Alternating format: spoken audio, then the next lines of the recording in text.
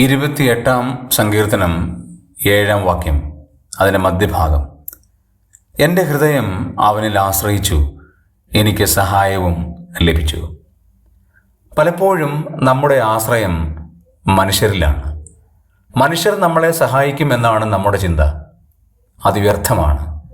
ആ മനുഷ്യരിൽ ആശ്രയിക്കുന്ന സമയത്ത് നമ്മുടെ ഹൃദയം ദൈവത്തിൽ ആശ്രയിക്കണം. ദാവീദ് പറയുകയാണ്, ആശ്രയിക്കാൻ കഴിയുന്ന ഒരു ദൈവമുണ്ട് എന്ന് ആദ്യമായി പറയുന്നു.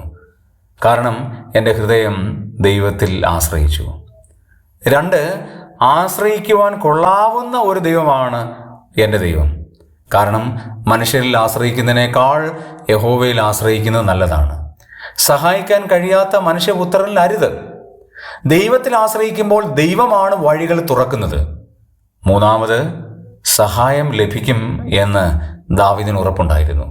മനുഷ്യരോട് ആശ്രയിച്ചാൽ സഹായം ലഭിക്കുമെന്ന് നമുക്ക് ഉറപ്പുണ്ടെങ്കിലും അത് ലഭിക്കാനുള്ള സാധ്യത വളരെ കുറവാണ്. എന്നാൽ ദൈവത്തിങ്കൽ നമ്മുടെ ആശ്രയം വെക്കുമ്പോൾ ദൈവം മനുഷ്യരിലൂടെ നമുക്ക് സഹായം ഉറപ്പിക്കും.